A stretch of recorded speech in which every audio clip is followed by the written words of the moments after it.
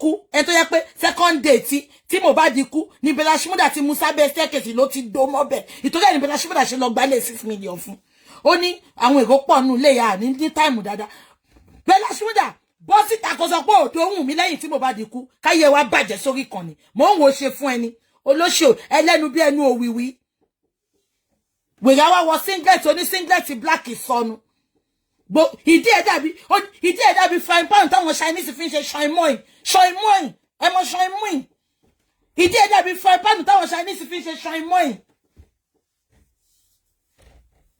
olóṣì ó wọlé ní ṣòkòtò ṣéèpù ìdí àti ẹ̀wọ̀n nù ṣòkòtò àárín kankan wèrè kò rí ságì ṣe mọ̀ ṣoimoin àwọn ará Nàìjíríà lè má mọ̀ àwọn Chinese ló máa ń lò wọ́n máa fi ń ṣe Chinese rice wọ́n máa jù sókè báyìí wọ́n máa jù sílẹ̀ TikTok kí ló ṣẹlẹ̀ sí TikTok kí ló ṣẹlẹ̀ nọ́mbà yìí ò lọ sókè anyway ẹ jẹ́ a máa sọ̀rọ̀ lọ ẹ máa wò later ṣé nǹkan tí mo ń sọ yé yín ẹ ní sùúrù fèrè àwọn bíbí máa pa mí lẹ́rìn gan okay mo ti block yàrá yà ẹ ara ń ta wọn gan wọn kò ṣépè burúkú ni wọn ṣépè ṣé mi jẹ dépè mú ni wọn pè yàn ní bíjì àforídèpè nù àtijọ́ tẹ ti ń ṣe kí ló dà fún mi wò mo tún gba promotion iṣẹ́ ni owó mi tún ti lọ òkè àwọn olórí burúkú ẹ jẹ́ wá join ní winning team ẹ̀yin tẹ́ ti lose on arrival ṣé dead on arrival lọ́pọ̀ Mohbad lose on arrival lẹ́yìn àwọn wèrè ṣé dead on arrival lọ́nà gbé Mohbad wá lose on arrival lẹ́yìn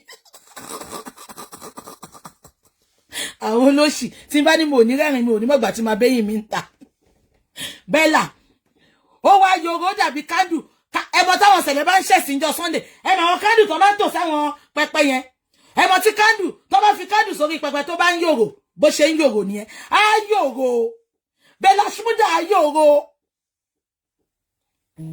okó ẹ dàbí pákò ẹ mọ tí Ìjẹ̀bú bá run pákò tó bá run pákò tó bá wá kú tirikọ́tà bókò Bella Shmurda ṣe rí ni mélòó gan ló kó Shmurda tó lọ gbálé 6 million fún mi tó fẹ́ máa do mọ́bẹ̀ àwọn olórí burúkú ọ̀rẹ́ alábòsí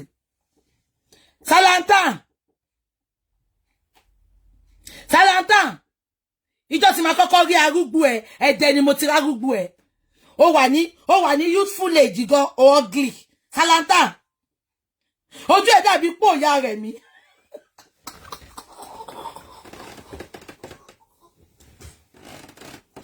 lọ ibo ni Mohbad kan ti ọ̀gá àwọn Mohbad kan náà fine lọmọkùnrin òun náà ṣẹ̀ṣẹ̀ ń tú shop ní anyway prime boy ó yí wà òkè díẹ̀ tí ẹ náà bá tú shop gbogbo wọn look local Salantan pepper dem o lè rórí gidi kọ àti pàtó ti kọ pepper dem o àwọn wo ló ń pepper ṣé Mohbad ló ń pepper Bọ́lá lé pepper dem o ó ṣojú bí pò tí ya rẹ̀ mi ń tọ̀ sí òun náà ni òun present ìyàwó òun ní Mercedes Benz yẹn lórí burúkú ọmọ dédé Mohbad kú lójú yín ẹ dákẹ́ kẹ má lè sọkú tó pa Salantan lójú pò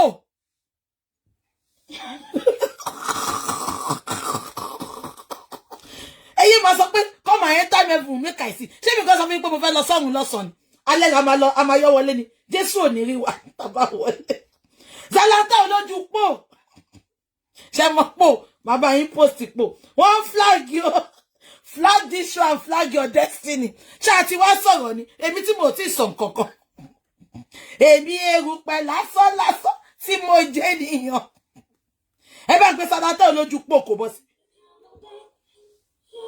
no ẹ bá mi lo ẹ má kọrin kankan please it's gonna affect my video ẹ bá mi yí kíní ẹ sílẹ̀ ẹ má tí gbéyàn wọlé ẹ má gbéyàn kankan wọlé nsìn kíní tí bá ti fẹ́ ṣe calling ẹ jẹ́ kí sáré sọ̀rọ̀ mi I will be distracted ẹ má tí gbéyàn wọlé má tó ṣe calling ẹ má worry Mo kàn fẹ́ fún wọn jẹ ni. Ṣé nǹkan tí mo sọ yé yín? Àwọn ọ̀rẹ́ burúkú, àwọn olórí burúkú ọ̀rẹ́, àwọn aláyébàjẹ́ ọ̀rẹ́. Kẹ́ pèyàn lọ́rẹ́. Ókè àti ẹ̀gbọ́n pé bàbá Mohbad ò dá, ìyá Mohbad ò dá. Ká má rọ́wọ́ yín. Ká má rọ́wọ́ yín. Olórí burúkú ni. Ṣẹ̀dẹ̀ ráwọn ọmọ aláṣẹ́wó, àwọn ọmọ ọ̀rọ̀lẹ́ ayé tẹ́ ń ṣe show off olórí burúkú tó ti fi filter báyé wọ́n jẹ́. Àwọn ọmọ pátákọ̀ fọ́sẹ̀ kan. Inú ilé gbogbo yín máa ń rùn fọ́n ni onídọ̀tí. Ẹ ti rí náà, ẹ rí wọn náà ni. Wọ́n wọ gúúsì ògún lára wọn. Wọ́n wọ Louis Vuitton lò fún lára wọn. Wọ́n wọ Fendi òdì lára wọn. There's something called class. You cannot mix class with classless people. Rí bó ṣe rí ni. Àwọn olórí burúkú. Wọ́n ò gbàdúrà kí Mohbad lọ fà náà. Because wọ́n mọ̀ pé ìràwọ̀ Mohbad ń bò tí wọ́n mọ́lẹ̀. Ẹ dẹ̀ ti gbàgbé pé you can be mates, you can be friends, you can be age mates, but you can never be grace mates. Get that into your dumb skull. Bella Shmurda àti Atolójúpò Salata àbí kí lẹ ń pè. Mohbad lè jẹ́ ọ̀rẹ́ yín lóòótọ́, but you can never be grace mates. Ṣùgbọ́n ẹ nífẹ̀ẹ́ because kò jẹ́ kí glory yín yọ. Ẹ kò bí ká ní Mohbad yìí wà láyé ni. Wà láìtàláì Wizkid àti Davido ọmọ àjọ máa wà ní ẹgbẹ́ ara wọn ni. Kiss Daniel ọmọ àjọ máa wà lẹ́gbẹ̀ẹ́ ara wọn sí ni. Àbẹ́ ẹ̀gbẹ́ àwọn orin tó ń kọ ni. Ẹ̀yin olórí burúkú ẹ pamọ́ lọ́mọ tán. Ẹ wá lẹ́ ń ṣoṣo kiri. Stray bullet ló máa fún yín gbogbo bí tẹ́ ti ṣe ṣó yẹn. Èmi tí mo sọ bẹ́ẹ̀ ni. Ìbọn tẹ́ fi pa Mohbad, ọbẹ̀ tẹ́ fi gún. Bọ́n ṣe máa fi gún yín jọ́kọ̀ tẹ́ bá lọ fún ṣó nìyẹn. Ẹ̀yin olórí burúkú, ẹ̀yin envious friends, ẹ̀yin frenemies, ẹ̀yin wèrè dédé. Ẹ rí pé inú ikú ni Mohbad wà. Ẹ dẹ̀ pa tọ́mọ bẹ́ẹ̀. Mo ti fi ẹ̀yin sílẹ̀. Ẹ jẹ́ ká máa bọ́rọ̀ wa lọ. Mo ń bọ̀. Ẹ jẹ́ kí n play voice yẹn fún yín o. Wùnmí bọ́ sí báyìí. Ìtorí àwọn olórí burúkú kan sọ̀rọ̀. Wọ́n sọ pé Wùnmí kọ́ ló pa Mohbad. Mo yìí máa bá sọ fún yín sẹ́. Until Wùnmí is proven innocent in the court of law. I stand. Mo dúró mo dá dúró mo tún sọ. Wùnmí ló pa Mohbad. Wùnmí ló pa Mohbad. Àti rí gbogbo àtisẹ́dẹ̀ǹtì ìyá ẹ̀. Wùnmí ló pa Mohbad. Ẹ jẹ́ kí play voice kan fún yín kẹ́ gbọ́. Ẹ máa gbọ́.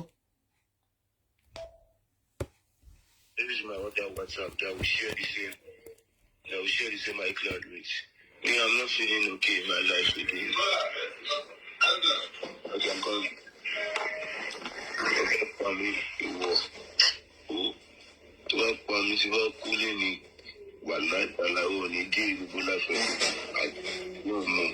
I swear to my living God. You don't have to feel me. People while hospital. You don't have to feel me. You don't know anything. I swear you don't know anything. I swear to my living God. Me, ever since I've gone to the end of my life, I've been fucked up. For some people, I'm not sure.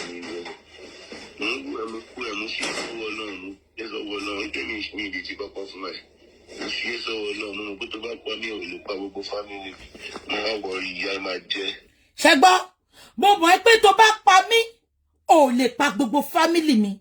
Kí ló mú Mohbad sọ gbogbo ọ̀rọ̀ yẹn?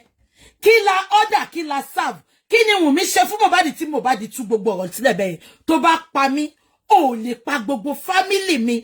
Kí ni Wùnmí tí ń ṣe fún? Ọwọ́ wo ni Wùnmí mú wá fún Mohbad tó fi rán létí pé tó bá pa mí, ò lè pa gbogbo family. Àwa wí tán, àwọn olórí burúkú aláyébàjẹ́ àwọn fowórokó of Africa kan. Ẹ wá ń sọ pé Wùnmí ò jẹ̀bi, Wùnmí kọ́ ló pa Mohbad. Ṣáyé yín fẹ́ bàjẹ́ ni. Ṣórí burúkú fẹ́ bá yín ni. Okay, ẹ jẹ́ ká sọ pé Mohbad kàn sọ tiẹ̀, àbí? Kí ló dé mú tí Wùnmí ò challenge nǹkan tó sọ yẹn? Ẹ̀yin ìyàwó rere lọ́dọ̀ ọkọ tẹ́ ń wò mí. Ẹ̀yin tẹ́ máa pé nílé ọkọ yín. Obìnrin àjòjì tí ò ní túlé yín ká. Olórí burúkú obìnrin àjòjì bí Wùnmí olóbò pẹ́ẹ́lí. Olóbò jomi jòkè. Olóbò kanjidam, olóbò rita lọ́rì. Kò ní pín yín. Now, ẹ̀yin obìnrin tẹ́ ń wò mí. Ọkọ yín fún yín ní big challenge yẹn pé tó bá pa mí, ò lè pa family mi. Ẹ dá mi lóhùn àti ìyàwó rere lọ́dọ̀ ọkọ. Kí lẹ máa sọ? Kí ni gbogbo nonsense tó ń sọ yẹn? Mohbad ìtòkòlò ìbùkún kò fún Mohbad ní pet name. Kò pè ní baby. Kò pè ní sweetheart. Kò pè ní honey.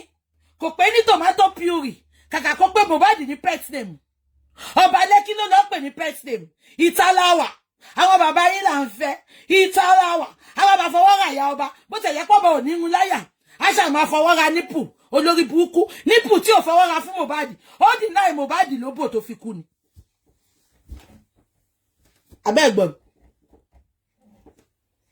Abẹ́ ẹ̀gbọ́n mi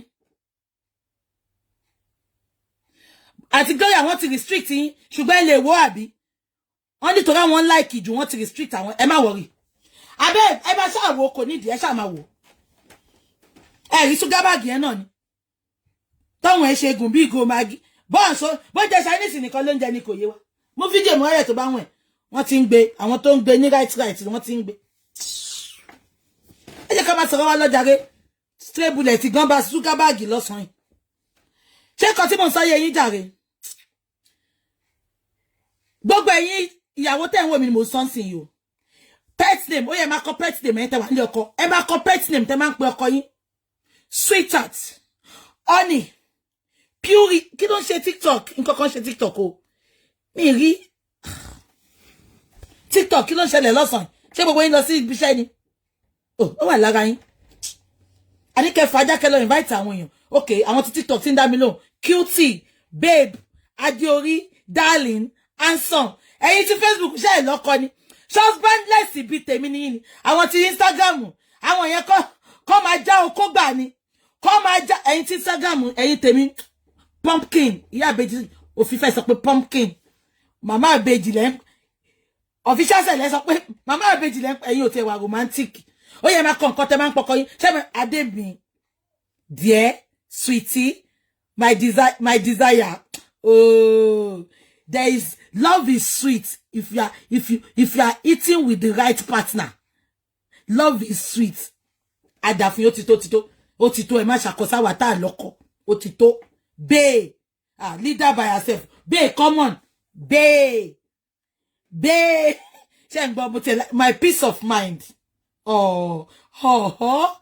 àwọn tí Instagram ní ìfẹ́ mi babe heartbeat àwọn tí Lizzy Anjorin ni o heartbeat ọmọ ló máa ń pè nǹkan ẹ̀ heartbeat àwọn olórí burúkú bó ṣe tọ́ọ̀nì ẹ̀rá mi fún yẹn kí Ìyábọ̀ ṣe lọ pé tiẹ̀ heartbeat ti Ìyábọ̀ lè bíìtì sáwọn àwọn tó ti fẹ́ kú tán yẹn àwọn caterpillar máa lọ mọ́tò pínpín èmi ò wá já o a kàn sọ̀rọ̀ débẹ̀ ni o my crown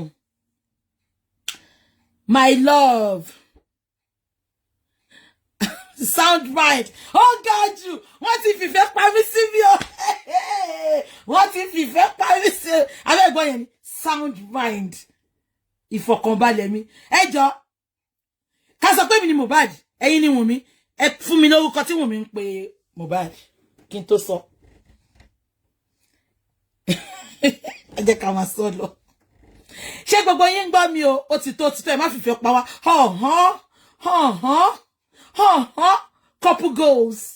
couple goals sip couple goals couple goals Wùnmí olórí burúkú husband of my youth ibo ló ti sọ say yes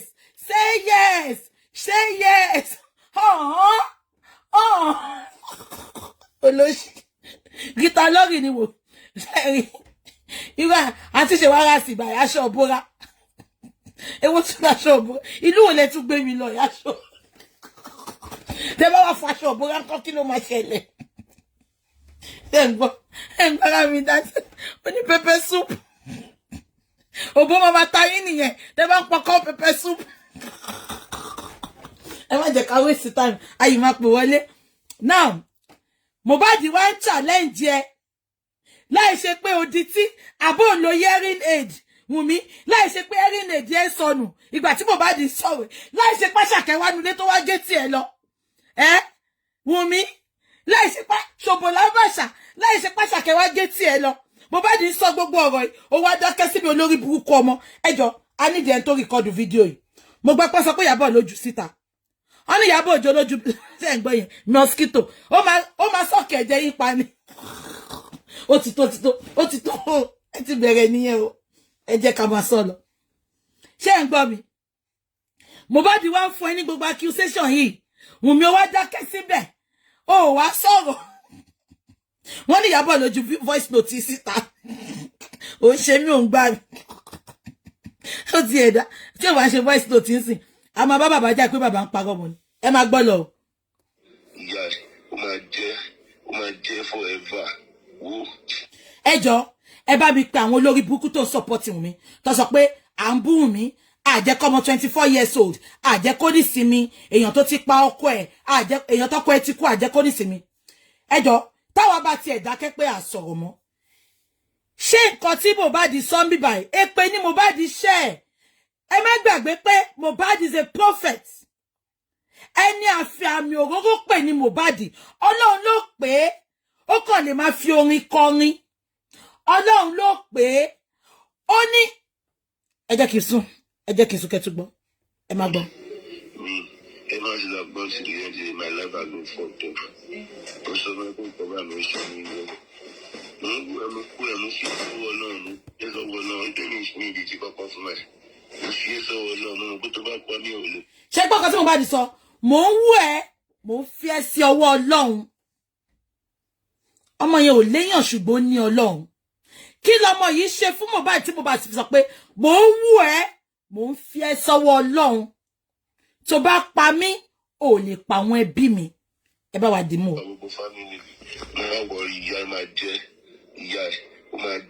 Wùnmí come closer fi yẹ́rìn lè di ẹsẹ̀ tí kò come closer ṣùgbọ́n nǹkan tí Mohbad sọ àwa wí táwọn olóyìnbó kan máa sọ pé wọ́n ń ṣépè Mohbad ti sọ ó ní tí n bá kú tán ìyá ẹ máa jẹ́ Wùnmí ọ̀rọ̀ tí Mohbad ti sọ ni àsọtẹ́lẹ̀ wòlíì níbi tí bàbá Òjó àsọtẹ́lẹ̀ wòlíì níbi tí what God cannot do Papa Jerry ó ní tí n bá kú tán ìyá á jẹ́ olórí burúkú tó ń gbórin Charlie Popo tó ń gbórin Braibo ṣé Braibo ti ń du ẹni ó sọ pé tó bá ń gbórin Mohbad ó máa ń fún ẹ ní hope ó sọ pé tó bá ń gbórin Mohbad ó máa ń sọ fún ẹ pé ó máa mú gbogbo àwọn tó pa Mohbad ó ní tó bá ti ń gbórin Braibo ó sọ pé òbú ẹ máa ń gbé fúkẹ́ òbú ẹ máa ń gbé fúkẹ́ olórí burúkú ṣé Braibo ti ń du ẹni olóṣì torí bó ṣe máa ń cross fork kiri Lẹ́kì nìyẹn Braibo olóko opó Braibo olóko opó Bobby Wùnmí ò sọ pé tóun bá ń gbórin Mohbad ó máa ń dùn mọ́hun ó ní tóun bá ti ń gbọ́ orin ẹ òbò òun máa ń gbé fúkẹ́ ó update ni o it is an effrontery for me àyà tó ní tó fi lè gbé Braibo pé tóun bá ti ń gbọ́ orin Braibo òbò òun máa ń gbé fúkẹ́ ó sọ pé tó bá ti ń gbọ́ orin ọkọ ẹ ó máa ń fún ẹ ní hope ó ní tó bá ti ń gbọ́ orin Braibo òbò ẹ máa ń gbé fúkẹ́ olórí burúkú ọmọ àwa wí tọ́wèrè lọ ṣe irun ṣọ̀ǹgó sórí ọmọ ó lóun kó pọpọ́ọ̀fù ó ṣàfẹ́ máa fi Mohbad sójú wa ó fẹ́ máa fi wo ṣó fẹ́ gbọ́ kó lọ gé ojú Mohbad kó lẹ̀ mójú ọmọ yẹn wọn jọba nílé àwọn Mohbad lọ́wọ́ ẹ̀kẹ́ bàbá Mohbad àtẹ̀kẹ́ ya Mohbad ẹ bá bínú dádì mi àti mọ́mì mi ẹ̀kẹ́ wọn papọ̀ ni àwọn ni Mohbad fẹ́ kẹjọ ẹ̀kẹ́ Mohbad náà papọ̀ ni ṣó fẹ́ gbọ́ mo ní kẹ́ lọ wo orí Mohbad ṣéèpù orí Mohbad ó dàbí ìgbà tó bá dé abọ́ ṣéèpù orí Mohbad dàbí abọ́ ẹ ti mọ àwọn abọ́ aláyọ̀ tá máa fi ń tẹ̀bà yẹn tí àwọn èèyàn máa fi ń tẹ̀bà kan tó kú ẹ ti mọ àwọn abọ́ aláyọ̀ àwọn páànù aláyọ̀ yẹn bórí Mohbad ṣe rí nìyẹn bí wájú orí Mohbad ṣe rí nìyẹn orí ọmọ yẹn ó wọnú lẹ́gbẹ̀ẹ́ kan báyìí ṣé ń gbọ́ mi káwá dé gbogbo ẹ̀ ládé bàbá Mohbad ò kẹtàn ìyá Mohbad ò kẹtàn ọmọ yẹn kẹtàn tẹ́bá tún lọ bá mi wo ẹ̀kẹ́ ọba kẹwàá wò sí tọba lọ́la ó ṣe pọ̀fùpọ̀fù ó ṣe pọ̀fùpọ̀fù ẹ̀mọ́ tá bá ń gbẹ̀kẹ́ ọmọdé báyìí pọ̀fùpọ̀fù wọ́n lè mú mi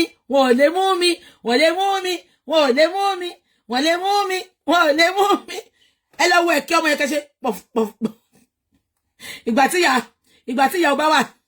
tí ìyá ọba bí ọba wọ́n ní bẹ́ẹ̀ kí ọba náà ṣe rí nìyẹn pọ̀fùpọ̀fù wọ́n ní tọwọ́ bá ń dàgbà sí lẹ̀kẹ́ wọ́n ṣe ń jò ṣùgbọ́n bẹ́ẹ̀ kẹ́yẹn ṣe jò tán náà tẹ́bá ìgbẹ́kẹ́ ọ tẹ́bá gbẹ́ ẹ lọ mú fọ́tò yẹn kẹ́ fi sẹ́gbẹ̀ ara wọn kẹ́ lọ wo ṣépù orí Mohbad ṣe fẹ́ gbọ́ Wùnmí dúdú tìgbàsẹ̀ ni wọ́n nígbà tó wá sí corona inquest wọ́n ló jóná bí ìwèrè ni ẹ wá bá mi bèrè lọ́wọ́ ẹ̀ ibo ló ti rí pupa ìyá Mohbad ò pupa bàbá Mohbad ò pupa àdúrà ò pupa blessing ò pupa ibo ni Mohbad ibo ni Wùmí ti rí pupa ìtàláwà àwọn dádì ìtàláwà ẹ mọ̀ pé tẹ́ bá lọ Oba Lekki ó mọ́ra fẹ́rẹ́fẹ́ wọ́n mọ́ra wọn ga púpọ̀ ẹ̀rí pé gíga ọmọ yẹn tó bá máa fi ga tán ó máa matchmake dádì ẹ̀ ni ọmọ tó jọ dádì very handsome boy ọmọ tó jọ dádì good boys ẹ jọ̀ọ́ ẹ bá mi sọ pé mélòó ni wọ́n good boy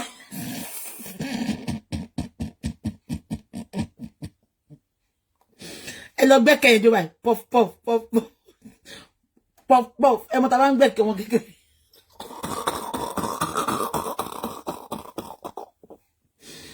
ìtọ́rọ̀bọ̀ ń ṣorí lẹ́nu ẹ̀mọ̀ pọ̀ bá máa ń dé fìlà ó fi hùn jọ dáadé ẹ̀ gbogbo ohun ẹ̀ ló dí gbogbo ohun ẹ̀ dídé wájú ó dídé yẹ̀yìn wọ́n ṣe pọ̀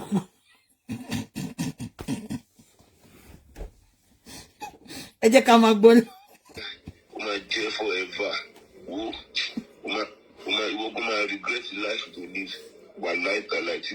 ṣe gbọ́ Mohbad ní tó bá pa mí ìyà yẹn máa jẹ́ for life ìwọ gan máa regret life to live ẹ bá wa pé Wùmí kàkà kó pé Mohbad ní sweetest name sugar honey bae sweet the most sweetest my chocoberry my plum tomato my tomato puree my derica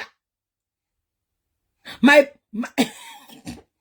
olórí burúkú ìgbà tí mo olóṣì ọmọ máa kọ̀ọ̀kan ó ní nígà ìgbà tó jẹ́ pé literate ni bí orin àyùbá ìwé ládì kọ́mọ̀ ó kà oyún lọ́mọ lọ gbé wálé wèrè ń cross fork kiri Lẹ́kì ó ń pinná kiri Lẹ́kì ni pinná má pinná dọ́dọ̀ mi o olórí burúkú ó pinná dé Láfíàjì ó pinná dé Ìtàlẹ́wà ó pinná dé Tàlẹ́wà ó pinná dé Láfíàjì ó pinná dé Àràkọgúdù àbí kí àwọn orúkọ tó ń pa àwọn Èkó yẹn gbogbo bẹ̀ ló pinná dé olóṣì abẹ́ ẹ̀gbọ́n mi kàkà kó pé Mohbad ní sweetheart heartrobe nígà olórí burúkú ọmọ ṣọmọ nǹkan tó ń pè ní nígà ṣá nílùú òyìnbó ọmọ àwọn tó ń pè ní nígà ṣòbò lábàṣà òbò onídùn Brahimo ọlọ́run ẹ̀ kó gun ẹwọ omi ó ti lọ dóbò tí ò jẹ́ kó dó ó ti lọ dóbò tó ò jẹ́ kó dó Brahimo wọ́n wá ń ṣe ẹ wá dóbò tán ó wá ní kó ṣe ẹ̀ pé òun lọ́ọ̀bù ẹ̀ ó ní kó ṣe ẹ̀ pé òun lọ́ọ̀bù ẹ̀ ó wá kọ́ síbẹ̀ orin Brahimo máa ń fọ́ ó máa ń jẹ́ kó bò òun gbé pẹ́ẹ́lí òbó ẹ̀ máa ṣe pẹ́ ó máa ṣe twẹ́ your body twẹ́ ṣòbò lábàṣà ẹ jẹ́ ká máa gbọ́ lọ. mo máa ṣe ìrìn àti bá kọ́ kò sẹ́ni tó máa bá wà fún ọmọ ó máa regret it for the whole life ó máa regret gbogbo life rẹ I swear to God living God I know you will not see anything now. You know how to go and call my mom and to make her sad, Abi. Don't worry. Ìyá Mohbad ẹ bọ́ bẹ́ ẹ lọ tún fídíò ìyá Mohbad yẹn wò bàbá Mohbad gan ibo lẹ ti yan ti yín ná yan rí o bàbá Mohbad wọ́n sọ pé tẹ́ bá ti rí obìnrin tí ẹsẹ̀ wọn méjèèjì dojú bólẹ̀ ẹ̀yin ọkùnrin tẹ́ ìmá fẹ́yàwó mò ń bá sọ̀rọ̀ tẹ́ bá ti rí obìnrin tí ẹsẹ̀ ẹ dé ojú délẹ̀ pàṣàpàṣà ẹ sá fún bàbá Mohbad ìgbà wo lẹ gba ṣe Olúwa náà ṣé kò tẹ́ fẹ́yàwó Mohbad àbí kẹ́ tó fẹ́yàwó Mohbad bàbá Mohbad ṣé ẹ fẹ́ sọ pé ẹ̀rí ẹsẹ̀ ya Mohbad àbí ya Mohbad ó wọ New Balance àbówọ sọ́ọ̀sì ìjọ tó tẹ̀lọ tó sí ẹ̀ bàbá Mohbad ṣé ó wọ New Balance trainers àbówọ sọ́ọ̀sì ìjọ tẹ̀lọ tó sí ẹ̀ bàbá Mohbad ẹ lọ wo fídíò ya Mohbad yẹn dáadáa ìgbà tó ń rìn lọ ó dá ẹ mà wọn tẹ́sẹ̀ wọn máa tó máa papọ̀ lọ sójú méjèèjì báyìí tó máa dá gbogbo ẹsẹ̀ bolẹ̀ tẹ́ bá ti rí obìnrin ẹ̀yin ọkùnrin I'm telling you this for free now this is no jokes tẹ́ bá ti fẹ́ toast obìnrin ẹ kọ́kọ́ wo bẹ́sẹ̀ ṣe rí ẹ lọ́wọ́ ẹsẹ̀ ya Mohbad ó ń dẹ́sẹ̀ bolẹ̀ pàápàá ńjọ́ yẹn ni ẹsẹ̀ wọn dojú délẹ̀ tẹ́ bá ti rí obìnrin tẹ́sẹ̀ dojú délẹ̀ ó lè jẹ́ yọkan ó lè jẹ́ méjèèjì mo ń bọ̀ ẹ jẹ́ ká ó lè jẹ́sẹ̀ kan ó lè dojú méjèèjì tẹ́ bá ti rí obìnrin tẹ́sẹ̀ méjèèjì dojú bolẹ̀ ẹ jọ̀ọ́ nítorí Ọlọ́run ẹ sá fún ẹ ní sùúrù mo ń bọ̀ TikTok tí ń go funny Ṣé ń gbọ́ mi? Ẹ jọ̀ọ́, ẹ lọ wo ẹsẹ̀ ya Mohbad nínú fídíò tó ti rí lọ́jà yẹn. Ẹsẹ̀ méjèèjì dojú bolẹ̀ ìgbà tó ń rìn lọ. Ṣé wá pé mi mo máa access fídíò ni. Mo kàn kí n wo fídíò.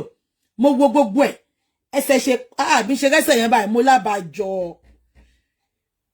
Irú kí lèyí bọ́sẹ̀. Ẹsẹ̀ dojú bolẹ̀ ni. Ẹsẹ̀ ń gbálẹ̀ lẹ̀ lábàrá ni pa. Ẹ jẹ́ ká máa gbọ́ lọ. Forget everything. Where's my phone?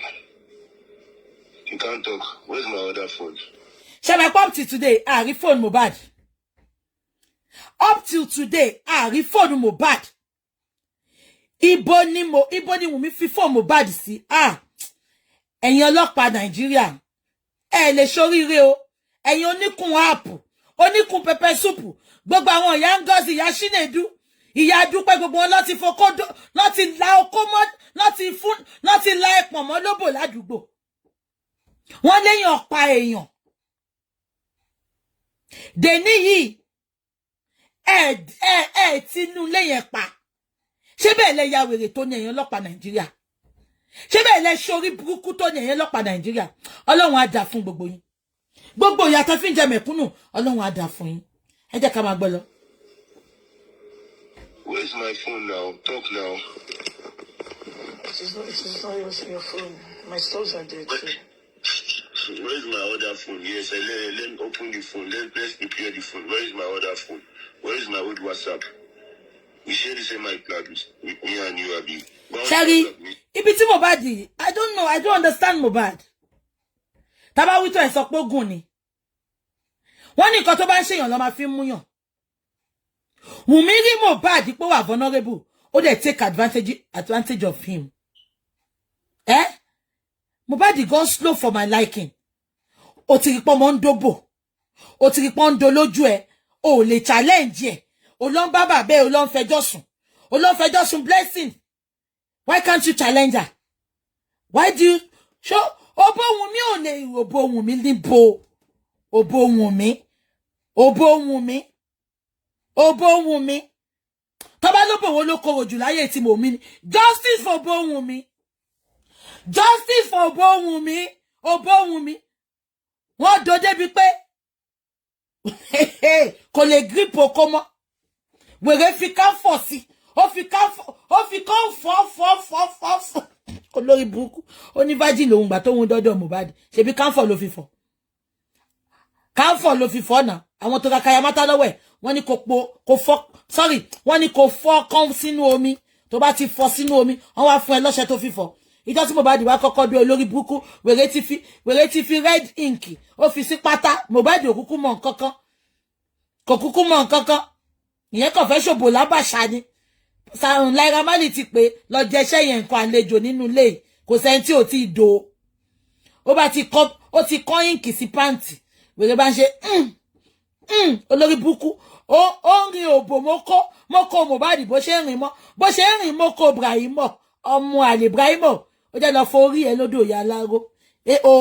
Òbò tó kó bọ̀ yẹn tó sọ pé orin ẹ máa ń jẹ́ kó bú àwọn gbé fúkẹ́ ni. Ọlọ́run jẹ́ kó tún lálùyọ mọ́. Èmi ò ṣépè fún ẹ o. Tó kẹ́yìn lè máa fọwọ́ ara yín ṣe ra yín. Abẹ́ ẹ̀gbọ́n mi. Ìgbà tó ti rí pọ́mọ olórí burúkú lọ́mọ ìwọ náà ló fi kọrin. Wetin things say I no see. Too many things mọ́lẹ̀. Many things. I pretend say I no dey see. Why tó ṣe sí? Ṣọ́ gbé ojú ẹ̀ lọ fọlágbàfọ̀ ni Mohbad. Bọ́ síbí ìwọ náà máa gba tiẹ̀ lọ́sọ̀ Mohbad. Bọ́ síbí. I pretend say I no dey see. Too many things mọ́lẹ̀. Many things. Ìgbà tó rí kílé tó ṣe bẹ́ẹ̀ tí ò rí. Wọ́n gbọ́mọ àlèwá fún ọjọ́ pé ò rí. Wọ́n ń domú ẹ láro sọ pé ò rí. Ìgbà olúwa fẹ́ rí. Wọ́n wá pa ẹ́ tán sìn. Ṣé ibi tó pa ẹ́ sí tán fi ẹ́ sìn? Ṣé bẹ́ẹ̀ ló ti fẹ́ máa rí? Ẹ jẹ́ ká máa gbọ́ lọ. Where's my line? Where's everything? You want to fetch me? You want post after Abi? To what about to put on Abi? To what about to do my post conversation? But to post Abi. Wo, mo kọ́kọ́. Èmi tí mo ń pè láàárọ̀ fún bọ́ tí mo ń pè fún wo. Ó ní ìlú mo fi ń pè ọ́. Má wọrí mi. Mo kọ́kọ́ ìwà tí gbogbo fámìlì wà láìkàláì. Tó bá yẹ pé ti ń ṣe tẹ́lẹ̀tẹ́lẹ̀, ẹ sì ń jẹ lọ. Ilé rẹ̀ máa fi ṣàtẹ̀yìn wà láìkàláì. Sweat in my living. Now, effrontery wo ni Mohbad ní husband of my youth olórí burúkú àfàwọn sọ̀rọ̀ ẹfọ́ntì wo ni Mohbad ní tó fi lè ta sí family ẹ̀ lójú ẹ̀ ó ní tí gbogbo family ẹ̀ bá ti ń ṣe ó máa challenge ẹ̀ ó máa sọ pé jẹ́ kó rí ẹ pé kí ló tó ń bú family mi ó máa sọ bẹ́ẹ̀ apọ̀kọ̀dáyé olóbò Brahimo ló ń jẹṣẹ́ yẹn sìn ṣé jẹ́ wà níṣẹ́ láàrin Bella Shmurda àti Brahimo báyìí olórí burúkú olóṣì òbú ẹ̀ dàbí pàkúté ọlọ́dẹ ẹ jẹ́ a máa sọ lọ ẹ gbọ́ ni Mohbad ní ó ti pẹ́ tí wà táwọn family ẹ ti ń ṣe èmi expect kí Wùnmí challenge pé kí ló fa gbogbo òṣì yẹn náà kí la order kí ló serve kí ló ń tètò mẹ́nu lọ sọ́dọ̀ family mi ṣùgbọ́n Mohbad mọ nǹkan tó ń sọ olórí burúkú ọmọ ẹ jẹ́ ká máa gbọ́ lólóṣì ọmọ. wàhálà ìtàwọn lè máa bí ṣe kẹ́yìn àwọn tó kọ ẹ bí kò máa ṣe aṣọ tí mo ní bẹ́ẹ̀ mi ò wọ̀ ìyá ẹ ó lọ gbé sí mi lórí ó gbé sí mi lórí ó fẹ́. aṣọ wo ni Mohbad sọ pé òun ò wọ̀ tó lórí burúkú ọmọ ẹ lọ gbé sí lórí. Mohbad sọ pé òun ò wọ̀ aṣọ ó ní kó wọ aṣọ tipátipá ó ní kó wọ àǹkárá ẹ̀ tipátipá lóhun ò wọ̀ ó láṣọ ìyá àgbà ni ìyá àgbà ló ràn fún lóhun ò wọ̀ ó wá rí pé ó sùn ó lọ ju aṣọ yẹn sí lórí ò ní jèrè láyé ò ní jèrè lọ́run mi ò ní jèrè láyé. Angel ẹ comment tí bá invite yín bẹ́ẹ̀ kò kí wá sókè okay mo ti pè yín wá okay ẹ dúró síbẹ̀ a máa tó bẹ̀rẹ̀ ń sìn Wùnmí ò ní jèrè láyé ò ní jèrè lọ́run aṣọ wo ni ìyá àgbà mú fún ẹ tó ní kó lọ jù sí Mohbad lórí ṣọba pé dè ní ò tí sọ̀rọ̀ aṣọ yẹn ò tí sọ̀rọ̀ aṣọ yẹn ìyá àgbà olórí burúkú tó fún ẹ ní protection gbà tí Mohbad wà láyé tó ń pariwo ẹgbà mi mo fẹ́ pa mí ìyá àgbà táyé ẹ máa bàjẹ́ ìyá àgbà tí ò lè rí èrìgì fíjọbì tó bá ìyá àgbà tó yẹ pé àìlára ló máa pa tó máa wúkú ẹjọ́ ẹ tó bá ń gbé nílàjẹ lórí omi ẹ contact mi àsìkò tí tó ń sìn àìlára la máa fi parí nǹkan tó wà nílẹ̀ àkúkú ṣépè fẹ́ ní kọ̀kọ̀ tó ṣe máa ń ṣe àìlára ni ẹjẹ́ sọ fún yín wọ́n máa lọ sí ìdí àìlára ni ẹnikẹ́ni tó bá pa Mohbad within 7 days àìlára lọ bá wa dá sẹ̀ríà fún ẹni tó bá wà nílàjẹ kẹ́ contact mi àsìkò tí tó báyìí àìlára la fẹ́ fi settle case àìlára ni ẹni tó bá wà nílàjẹ ó dẹ̀ máa ṣe fídíò fún mi àìlára la máa fi settle case ń sìn àìlára ni àìlára ló ń ṣèkà tó bá jẹ́ ẹni tó bá pa Mohbad within 7 days àìlára máa pọn mi sínkù ni ó máa pọn mi sínkù ni ẹ gbàgbé mi tí rẹ tó bá bẹ́ẹ̀ ṣògùn yẹn àìlára máa pọn mi sínkù ni wàá wúkú ni tó bá mú 7 days jẹ́ kó pè mí lọ́mọ àlè àìlára la máa fi settle score sí sìn kò wá ṣèyàn kan o gbogbo ẹni tó bá náwó nú ẹ̀ pátá àìlára la máa fi settle ẹ jẹ́ ká máa sọ̀rọ̀ wọ́n ní àwọn tápà náà máa ń ṣe ìlàjẹ ló láìlára àti Olúyẹmí God bless you my darling sister ẹ pẹ̀lẹ́ nọ́ọ̀sì mi tó mòye ṣe ti pé nọ́mbà tí mo ní kọ́ pé yẹn ẹ lọ pé o ẹ jẹ́ ká máa play ẹ lọ. àmì ìṣàyè ẹ fẹ́ bàjẹ́ ogun fẹ́ pa ẹni ó fẹ́ ṣe orí burúkú ni báwo ni. ẹ wo Mohbad ń ṣẹ́ gbogbo èpè yẹn when you look at Mohbad kò ń ṣe ọmọ tó tọ́ bẹ́ẹ̀ ọmọ tó fi ọ̀rọ̀ Ọlọ́run tọ́ ni ọmọ tí ò lè sọ̀rọ̀ ẹnu ẹ̀ tán ni but ẹ wo bó ṣe ń gbé Wùnmí ṣépè bẹ́ẹ̀ Wùnmí dẹ̀ dákẹ́ kí ni Wùnmí ṣe fún bọ́ èyí tó ń bínú tó ń ṣépè báyìí olóògùn fẹ́ pa ẹ́ ni ayé ìyá láyà ẹ fẹ́ bàjẹ́ ni ayé ìyá àgbà fẹ́ bàjẹ́ ni sórí burúkú fẹ́ bá ìyá ẹ̀ Jùmọ̀kẹ́ ni Wùnmí mà dákẹ́ kò mà sọ̀rọ̀ Bíbélì ní tí wọ́n bá ṣe rere ara kí ó ra yá ọ ẹ jẹ́ ká máa gbọ́ lọ. báwo rí o fẹ́ ṣàgbàmì àbí ìwọ tí wọ́n kú lé ní gbogbo ayé pátápátá ìwọ ṣàgbàmì. ṣé ń gbọ́ tí n bá kú lẹ́ni gbogbo ayé pátápátá ìwọ ṣáà ló pa mí tí n bá kú lẹ́ni ayélujára wà ń bí ni mo máa ń sọ kinní kan kò lè jẹ́ Ìgbò ni Mohbad ẹni tó pa Mohbad àti kú látijọ́ yìí àti bọ́ sí chapter mi kò lè jẹ́ Benin ni Mohbad ẹni tó pa Mohbad àti kú látijọ́ yìí nǹkan tí mo ṣe láìkẹ́ àwọn Benin àti Ìgbò nìyẹn ogún kíyù gbòdògbòdò ogún gbèdò gbòlògbòlò ogún kíyù ṣé láwọn ni Yorùbá ṣé láwọn Yorùbá ẹ mọ̀jú kẹ́dókó ló kẹ́dóyàwó níyàwó kẹ́dó ọmọ ọ̀dọ̀ kẹ́gbé ọmọ ọba fọ́ṣun kẹ́gbọ́ ọmọ àlè wá sínú ilé nǹkan tí Yorùbá wà fún nìyẹn ká máa lẹ́nu kí ọba máa lọ dókó ọmọ náà ẹ̀ kó máa lọ dókó àwọn ọmọ tó wà ládùúgbò kó máa kìkàbà wọn mọ́ ń dì í. Ẹ̀yin Bini àti Igbo mo gbé fún yín ayé máa drag ní 6 months Bini àti Igbo wọ́n ẹ̀yin kọ́ máa gbọ́ pé ẹyọ kọ̀ọ̀kan ló ń yọ nú ìgbálẹ̀ bí ìgbálẹ̀ ṣe máa ń yọ lẹ́yọ kọ̀ọ̀kan lára ìgbálẹ̀ bí gbogbo ṣe máa ti yọ tán nìyẹn ẹ̀yin kọ́ máa gbọ́ pé ń kú ni different kú dẹ̀ lọ́ máa kú Igbo àti Bini mo gbé di fún yín I shake bottom for you rí di mi o Igbo àti Bini I shake bottom for you Yorùbá ò lè ṣe é ìgbàlẹ́ pé ọwọ́ àwọn tó fẹ́ ṣe gan ọ ti dóhùn mi ṣe bóun náà ló ń ṣẹlẹ̀ yìí tọ́ni kọ́ bẹ lẹ́kẹ̀ẹ́ pọ́pọ́ fún bọ́ta kó wá sọ̀rọ̀ láti jọ tí ò tí ẹ lè ṣe disclaimer kò lè ṣe disclaimer kò lè sọ pé tí àbọ̀dọ́sì lọ́mọ ẹni ok ẹ jẹ́ káwọn ọba of council kan ṣe disclaimer wọn ò lè ṣe kò lè ṣe gbogbo yín máa wúkú ni àìlàlà ò mọ ọba kò mọ joyè a máa pọnmi sí yín kù ni abẹ́ẹ̀gẹ́ ti ẹni Igbo àti Bini Wùmí àti lọ wọ́n ti máa ṣe àti gbé Wùmí rélé àti gbé Wùmí rélé àti gbé Wùmí rélé.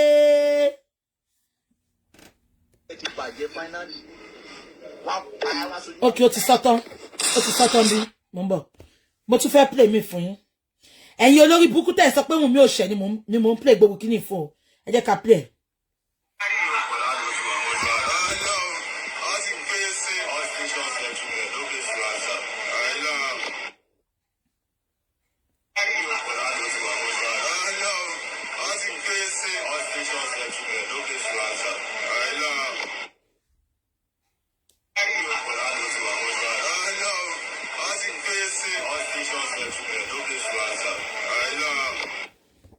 Sherry, ẹ̀yin tẹ́ gbé down mi mo play lè fo mo ń bọ̀ nbí kan ni o. Mo ń bọ̀ nbí kan ni. Now, Sherry, wọ́n ní tọ́mọ àlè bá ń dàgbà. Wọ́n ní tinúlé bá ń tòrò, ọmọ àlè bẹ̀ ni ò tí dàgbà. Sherry lẹ́nu irú, olórí burúkú onípọ̀nmọ́ of America. Sherry gbogbo nǹkan tó ń ṣe ń sìn, ṣé ń gbọ́ mi.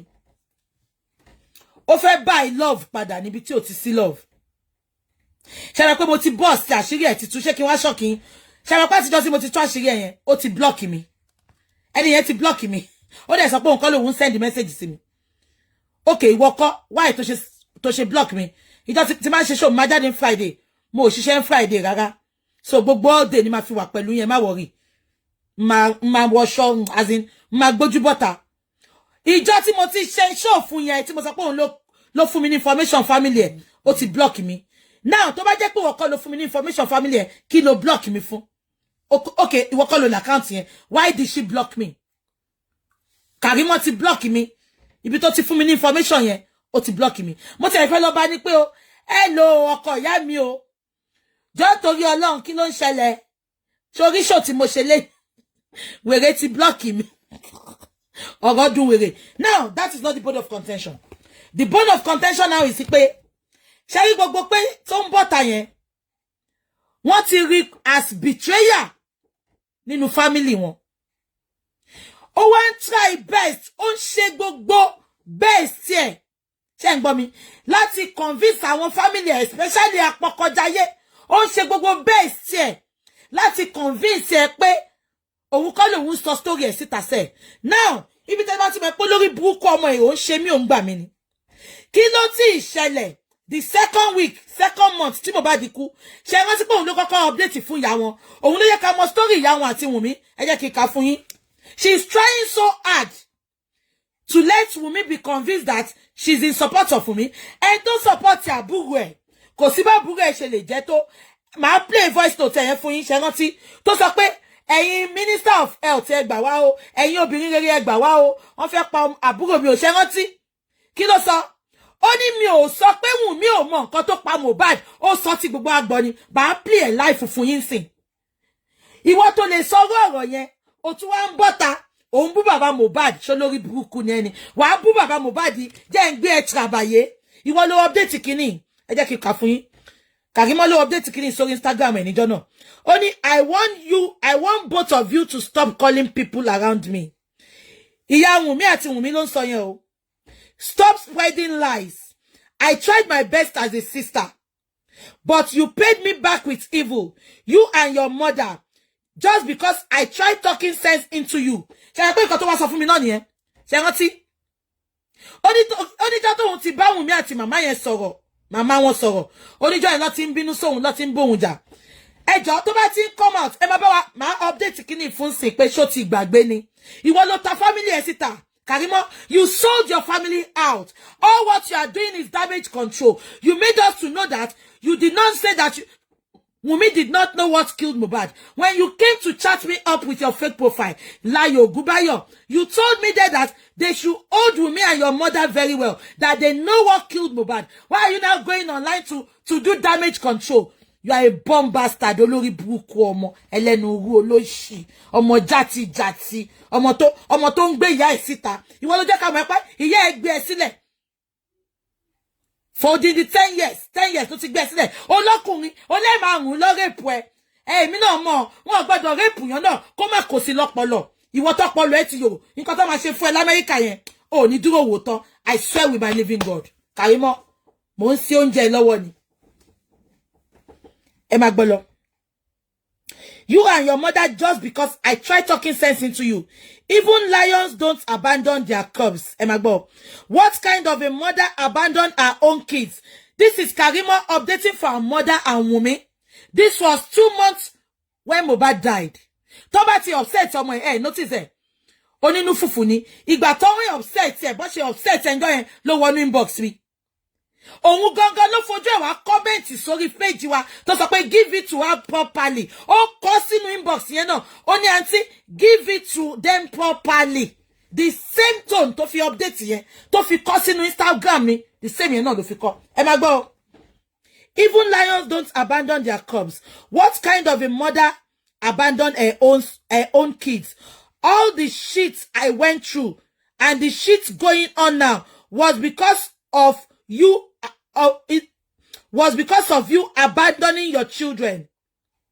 I met you for the first time when I was 16 years for about 3 hours. Thinking my mother was back. She left again for 4 years. And you all want me to forget about that. Sharipe, ejo loro lomo yi. Tó ẹ pé mi làwọn family ẹni. Come and juwọ́ sí at arm's length. Tẹ́ bá ń gbọ́ ó ń ṣe mí ó ń gbà mí. Mo sọ fún yín sí pé lẹ́yìn tó wá tú àṣírí family fún mi ṣé kí ló dé tó block mi. Okay, Karimo ó sọ pé wọ́n kọ́ ló sọ fún mi. Kí ló dé tó block mi. Èmi àti à ń communicate dáadáa náà. Ìjọ́ tí mo tú àṣírí ẹ pé wọ́n ló gbé information wá fún mi. Ìjọ́ yẹn ló block me. Why did you block me if you are not the person? I know, but you are so daft. Ìyá Mohbad mo rò bí kò lọ́gà, ìwọ lọ́gà ìyá Mohbad ṣe tá bá sọ̀rọ̀ daftness. Ẹ máa gbọ́ kí máa kà lọ. I was 16 years old when I met you. You spent 3 hours thinking you have came back into my life. You left again for 4 years. And all you want me to forget about that. Yeah, I tried to forget, but some traumas don't go away. Ẹ máa gbọ́ Karimo lele yo. 2 sexual harassments and constant beating. Ẹjọ́ ta ló harass ẹ. Ṣé ọkọ ẹ máa ń ná kó tó do lé ni. Olórí burúkú. Wèrè oní fibroid ọkọ Karimo. Fibroid tó jẹ́ kí Karimo ní ọkọ ti bá gbé. Ẹni tó sọ pé wọ́n ti rape. Ó jẹ́ lọ ṣe díẹ̀ ní ọmọ ẹ ọkọ Karimo. Because mo sọ fún ìgbà tó sọ pé wọ́n ṣe candlelight fún Mohbad. Èkó tó wá ọkọ ló wá dóṣẹ́. Mo ń dúró kọ́ fún mi photo bọ̀bọ́ yẹn ni. Oko ló lọ ṣe díẹ̀ ní àwọn ọmọ ẹ. Ọmọ tó yẹ pábẹ́ counter ló ń sùn gbà tí àwọn kọ̀ wọ́n sílẹ̀. Òun náà ló sọ́sìn àkúkú parọ́ mọ́ àdẹ̀ràrà bú fún. Ó sọ pé wọ́n rape òun lẹ́ẹ̀mejì. Ó náà dẹ̀ ná òun lójoojúmọ́. Ṣé ni tó rape náà kò ṣe tó rape láyé tó máa gba bearing ẹ̀ mọ́ now. Am I communicating? Kò ṣe tó rape tọkùn ẹ̀ balẹ̀ mọ́. Ó máa ń ṣe gbọ́nkú ó máa ń ṣe bí ẹni tó ya wèrè ni because kíní yẹn wà traumatizing gan. Kò lè kúrò lórí wọn and kò sí bó ṣe lè jẹ́ láyé. Karimo can never forgive their mother. Ó ti sọ òun náà ti sọ. Ó ní tóun bá rántí àwọn traumas kankan tóun go through ó lóun ò lè forgive. So Wunmi àárín ọ̀tá ló wà máa ṣọ́ra. Your sister is going to sell you out. Ṣó rántí ó sọ ìjẹta tó yìn sọ pé káwọn minister of women nígbà wọn. Ó ní òun ò sọ pé ó mọ nǹkan tó pa òun ò sọ pé ó mọ nǹkan tó pa Mohbad. Máa play fún yín ṣe máa gbọ́. Ẹ yẹ ká máa gbọ́ lọ. I try to forgive you, but some traumas don't go away. Through sexual harassment and constant beating. I never knew that they call parental love. I never knew what they call parental love. If she had not leave us all. Karma is a bitch, you know. You all can hate me because my abandonment story was different from you guys. At least she was with you guys, Mama Olomba, for a while. But she just dropped me and never looked back. I wouldn't have come home to root for you the way I did. I wouldn't have come home to root for you the way I did. If only I knew your true color. Ìgbà tó lọ sílé ìgbà tí mo bá di kú yẹn. Òun náà rí true color Wunmi. Ṣé rántí pé ìgbà tó wá inbox mi. Gbogbo nǹkan yìí ló sọ fún mi. Ó nígbà tó òun délé lòun rí pé ọwọ́ Wunmi àti ìyá àwọn kò mọ́ nínú ikú Mohbad. Ẹ má worry gbogbo nǹkan tí mo kà fún yín jọ yẹn. Màá wo bí ṣe máa copy ẹ̀ díẹ̀díẹ̀. Màá paste gbogbo ẹ̀. It's gonna take time because ó farabalẹ̀. Ṣé mọ̀ pé ó farabalẹ̀ send the message yẹn ni. Gbogbo ẹ̀ ni máa gbé síta. Kẹ́ screenshot kẹ́ gbé. Bí ata bá ń gbé kiri pẹ̀lú orúkọ ẹ̀. Ṣé mọ̀ pé Títí Dayọ̀ ló ń jẹ́. Ó wá fi ṣe. Oh, God bless you. Ó ti gbé sórí TikTok. Òun nìyẹn. Ó ti gbé sórí TikTok. Because mo screenshot ẹ̀ fún PA mi. But ẹ lè má rí gbogbo ẹ̀ka. Ẹ lè má rí gbogbo ẹ̀ka because àwọn tó ẹ wo PA tẹ́ bá lè bá mi kọ́kọ́ forúkọ yẹn wọ̀n Láyọ̀ Ògúnbáyọ̀ kàn lè mọ̀ pé òun ni Láyọ̀ mo fẹ́ kàn rí Ògúnbáyọ̀ yẹn ṣé ń gbọ́ mi ẹ jẹ́ kí n máa ka ilé lọ. You all can hate me.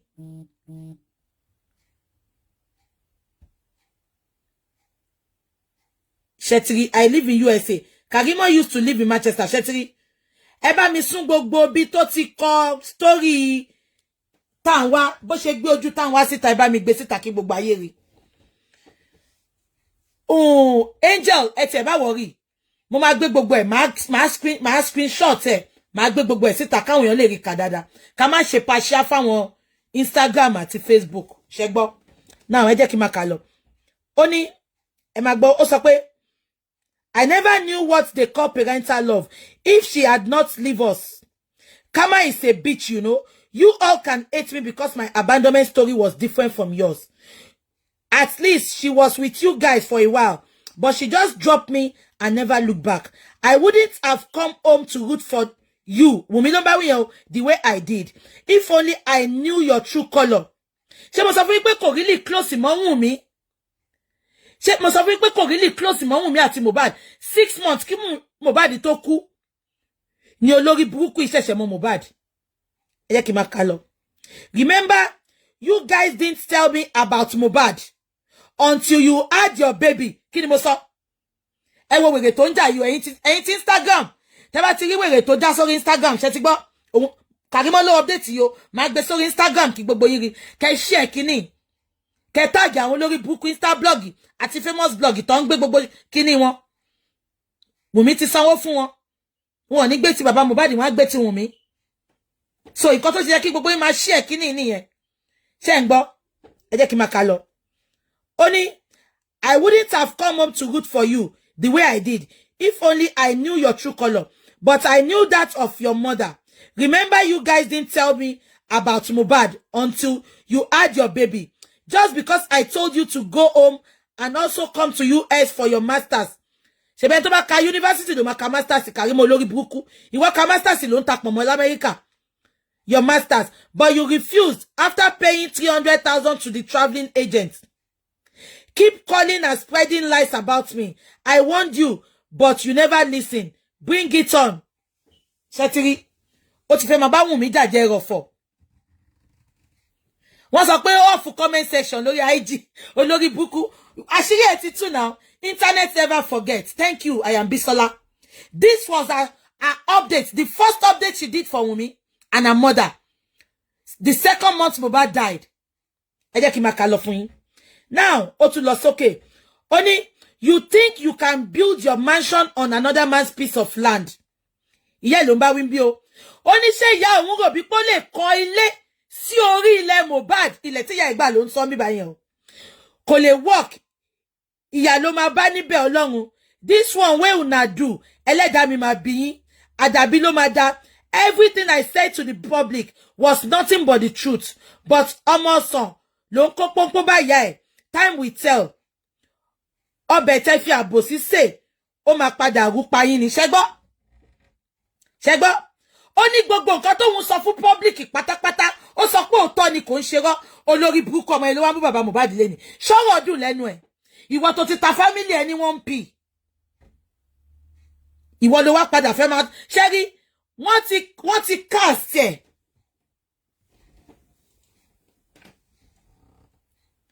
Ṣé kan tí mo sọ yé yín? Wọ́n ti cast ẹ̀. Ó wá fẹ́ ra love padà. Òun ló ṣe gbogbo nǹkan tó ń ṣe. Wọ́n ti cast ẹ̀. Ó ní I said it to the everything I said to the public was nothing but the truth. Everything tọ́mọ ìsọ pátá. Ó ní nothing but the truth. Ẹjọ́ ẹ̀yin tẹ́ ń gbèjà Wùnmí. Ẹ̀gbọ́n ẹ̀ ló ń sọ bí báyìí pé gbogbo nǹkan tó ń sọ fún wa lórí internet. Ó ní nothing but the truth. Ó ní ó máa padà rú pa yín ni. Now, mo fẹ́ lọ ka Angel lórí TikTok tẹ́ bá ń wò mí. Ẹ má send ẹ̀ sí number yẹn. Jẹ́ n pé kíní. Mo fẹ́ kó bá mi send mo ń bọ̀. PA tẹ́ bá wò mí. Ẹ bá mi send ibi tí Karimo ti sọ pé gbogbo nǹkan tó ń sọ. Tó sọ pé òun sọ pé Wùnmí ò mọ̀ pa ẹ̀. Ẹ bá mi send ẹ̀.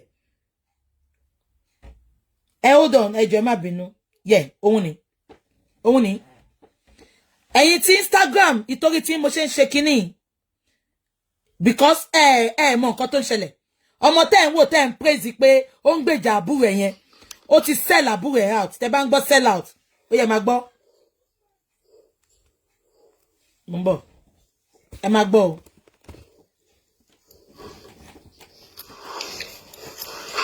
Ẹ máa gbọ́ o. Àwọn yẹn ti rí as outcast nínú family. Ó wá ń ṣe everything láti convince Wùnmí láti buy love wọn padà. Ẹ máa gbọ́. Look at me.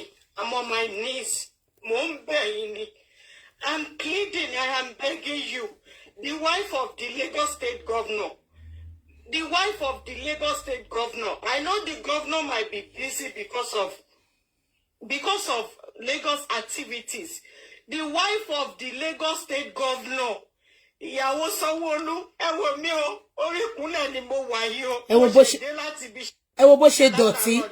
Ẹlẹ́nu wọṣẹ. Ẹ ti mọ àwọn ẹnu tó máa ń kó tọ́ sẹ́nu yẹn.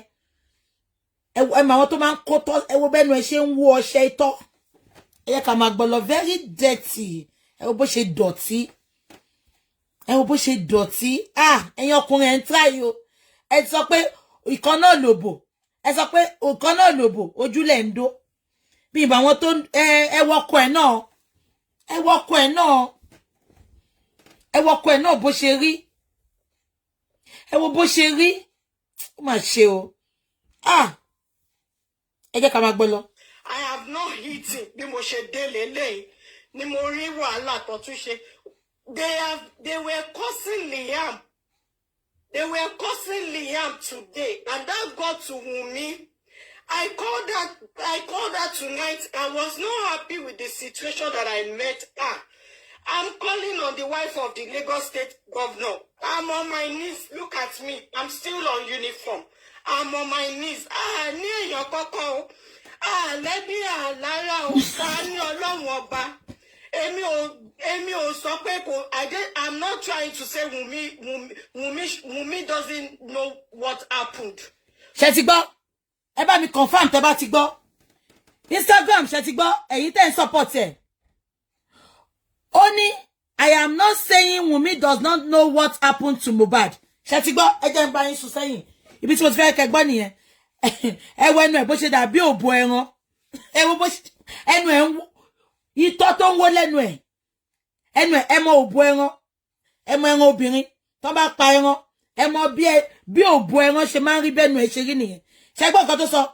Ó ní I am not saying ẹ̀yin Instagram mo fẹ́ kẹ́ gbọ́rọ̀ yìí. Thank you Sister Yemi. Ó ní I am not saying pé Wunmi ò mọ nǹkan tó pa. Wunmi does not know what happened. Now ẹ jẹ́ kí n tún súnmọ́ yìí fún yín kẹ́ gbọ́. Ní èèyàn kankan o, lẹ́bí àlára o, wà ní Ọlọ́run ọba. Èmi ò sọ pé kò, I'm not trying to say Wunmi doesn't know what happened. Ṣé ti gbọ́? Ṣé gbogbo yín notice nǹkan kan mẹ́yẹn? Ó ká lòlò, bọ́ nǹkan kan tí mo ṣe láìkọ́ ọmọ yìí. Ó máa sọ òótọ́. Àbí kò yé yín? Ó máa sọ òótọ́. Ó ní I'm not saying pé Wunmi ò mọ nǹkan tó happen o. Wunmi knows what happened. Okay, yàrá Instagram kí lẹ tún fẹ́ sọ. Ẹ wo gbogbo bọ́mọ yìí ṣe ti throw family is under the bus. Ṣé tọ́mọ ìbá jẹ́ family yín? Family mi ò ṣe tó ìkín tó cut wọn off. Because family tó bá ń ṣe yín tó ń gbà yín, àwọn ló máa pa yín. I'm telling you that for free now. But Wunmi ń tolerate it because wọ́n lo lórí burúkú ẹ̀. Mo dẹ̀ sure pé Wunmi go bá sọ̀rọ̀ mọ́. Mo sure. Ìtorí yẹn sure enjoy yẹn ló ṣe wá fi bínú inbox mi ló sọ gbogbo nǹkan tó ń ṣẹlẹ̀ bí Wunmi ṣe fẹ́ sá lọ bó ṣe fẹ́ lọ sọ́dọ̀ tan wa. Òun ló fún mi ní gbogbo information tan wa títí kọ address àti phone number tan wa. Okay, ó sọ pé nǹkan lòun fún mi. Kí ló dé tó block mi níjọ́ tí mo tú àṣírí ẹ̀ síta. Ṣé ti rí pé so when you see this girl tẹ́ bá ti rí pé ọkùnrin ò balẹ̀ ó bọ́ta every time wọ́n ti party ni wọ́n ti sọ di ohun èlò àlòpàtì but she's really trying ṣé ń gbọ́ she's really trying to convince them láti jẹ́ kó fìfẹ́ wọn òun.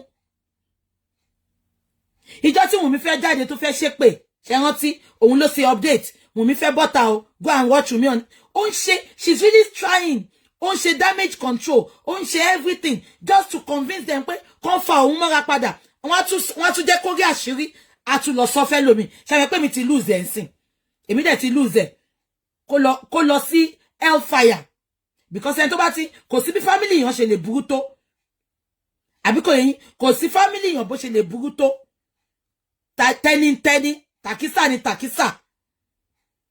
You will still protect your own. Ẹ má jẹ́ ká parọ́. Ẹ lè má bára yín sọ tọrọ lẹ́yìn o. But you still protect your own. But this girl, kí ni Wunmi ò bá ṣe fún? Mi ní wo mi yẹn náà. Olóbùkún ni yẹn náà o. Yẹn náà deserve nǹkan tó ń ṣe fún. But kí ni Wunmi ò bá ṣe fún?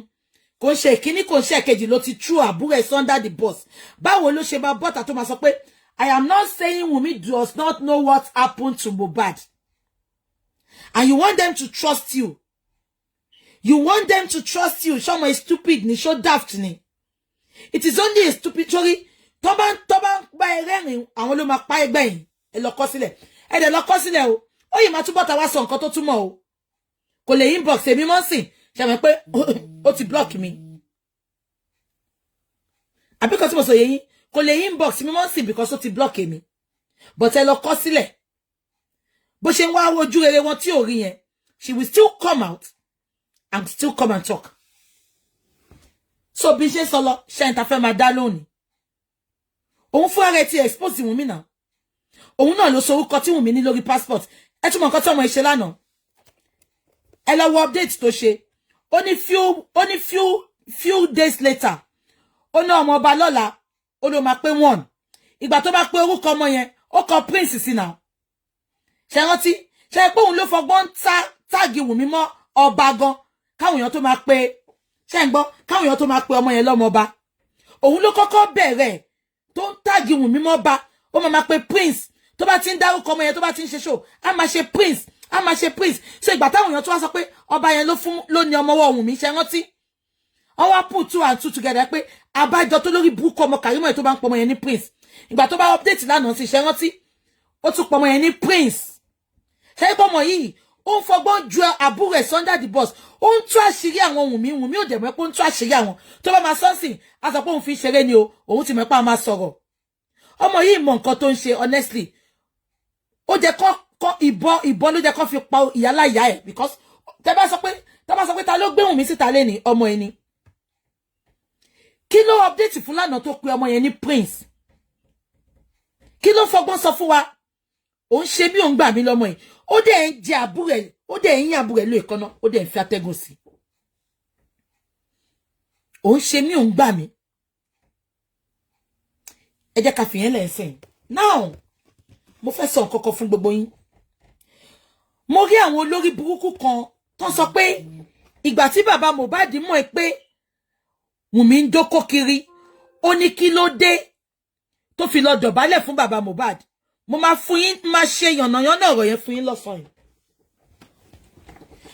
àfi tí gbogbo wa bá fẹ́ parọ́ ṣe mọ̀ pé tó bá débì kan tó bá ti jẹ́ pé ọmọ ni breadwinner inú ilé yẹn ẹni ọmọ tó bá jẹ́ tó yẹ pé Facebook mi máa rí comment yìí mọ̀ a máa gan pa ní Facebook kí ló ṣẹlẹ̀ Instagram ẹ hold on ẹjọ́ Instagram ẹ hold on a máa gan pa ní kí ló ṣẹlẹ̀ lórí Facebook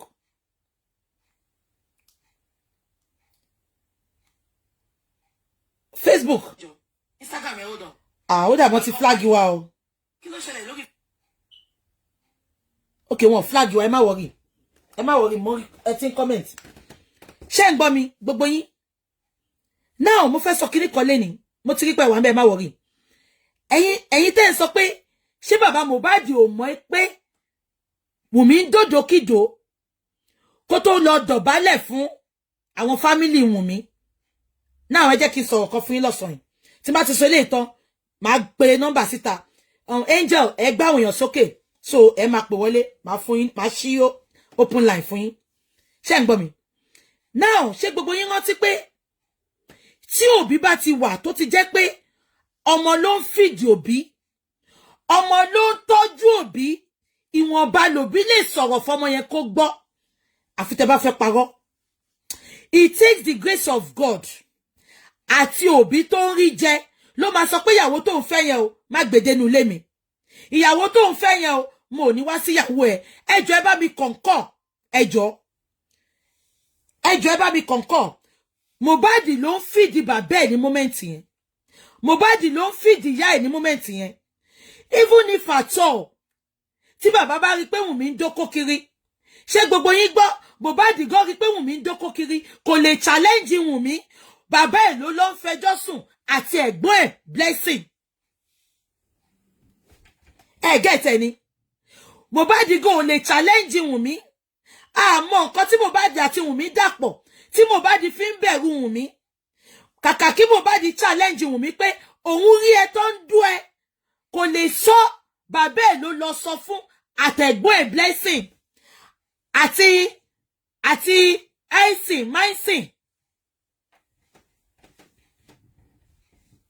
àbíkọ tí mo sọ yẹ yín ṣé ń gbọ́ mi now ẹ bá mi dìyẹn mú ká má wàá sọ pé bàbá yẹn wá sọ pé ọmọ tó ń fẹ́ tó fẹjọ́ ẹ̀sùn mi òun ló tún fẹ́ èmi ò ní bẹ́ẹ̀ lọ o ṣé ń gbọ́ mi ẹ jọ kí lè máa ṣe dádì mi ẹ gbọ́dọ̀ lọ ni o ó lè ṣe nǹkan tó ṣe yẹn mo nífẹ̀ẹ́ ẹ má jẹ́ ká parọ́ dídà ló dá ẹgbẹ́ òun ṣe lé ọmọ ẹ má blame bàbá Mohbad àwọn tó lè blame bàbá Mohbad wọ́n ń fowó roko ni wọ́n ń fowó roko ni ẹ̀yin tẹ́ ń fowó roko gan ọkọ tẹ́ fẹ́ tẹ́ fowó rà sínú ilé yín wọn ò bí dá bó ṣe jẹ́ ọkọ nínú ilé yín tó the fact pé ẹ̀yin lẹ ń bọ ẹ̀yin lẹ ń pàṣẹ fún náà